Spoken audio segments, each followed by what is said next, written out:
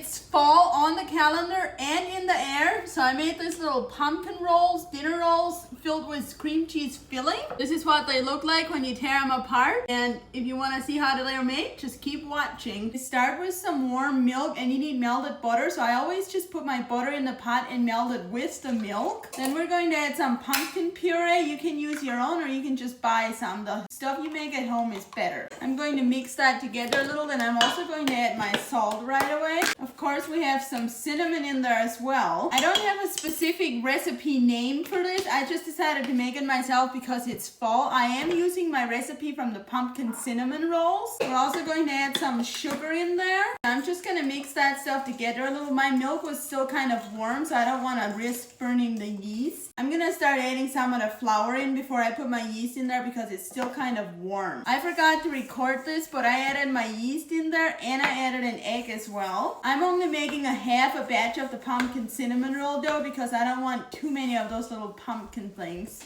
Add the rest of your flour, and you're going to end up kneading that in because we need it to be a pretty stiff dough. Not too stiff that it can't rise and be soft, but stiff enough that we can knead it. This is not something we would have ever made when I was Amish. I would have dreamed of making it, yes, but I would have never made it because Mom would not have allowed me to dribble around with food like that. They did not let us play with food. Our food was strictly business. I'm going to lightly grease my bowl just so the dough doesn't stick to it too much. Then we're going to take a towel and cover this, and we're going to let it rise until it's about doubled in size. Once your dough has doubled in size, or maybe a little bit more than doubled, we're going to take it out of the bowl, and I'm going to flour my surface a little bit so it's easier to work. Then I'm going to cut this into 6 even-sized portions, and each portion gets shaped into a nice smooth little ball. Once you have those all shaped into balls, you need some twine, and you need to cut it into pieces so it'll fit around those balls. You need 4 pieces per ball.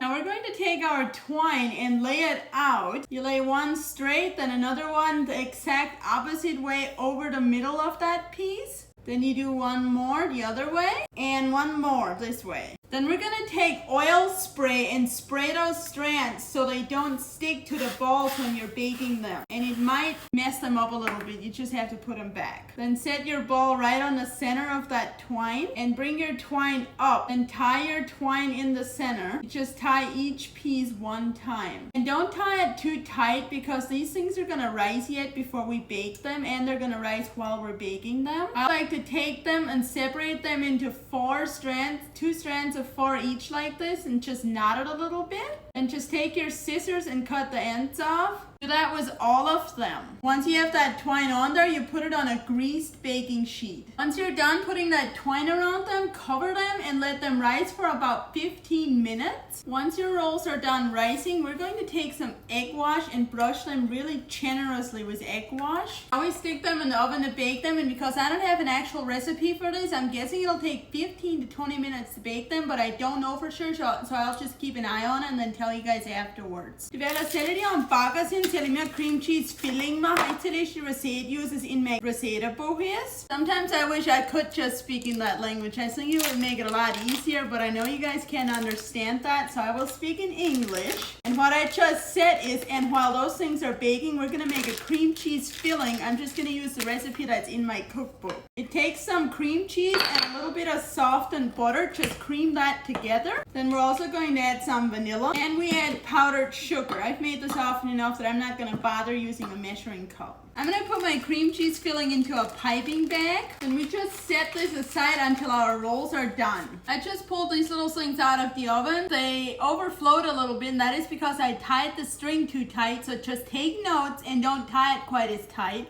Or don't let them rise as much, but I would recommend not tying it as tight. We're going to take our scissors and cut those strings off. Once you have all the string removed and they have cooled down at least a little bit, we're going to take our cream cheese filling that is in our piping bag. Just take the piping bag and punch it down in there and just squeeze. You want to get as much cream cheese filling in there as you can. Once you have them all squeezed full, take a cinnamon stick that's about 1.25 inches long and just punch it there in the center. It should look something like this. Now I'm gonna take one and I'm gonna tear it open to see how it looks. Yep, I might have failed a little bit on the outside, but I definitely did not fail on the inside. Let's take a bite and see if it's good.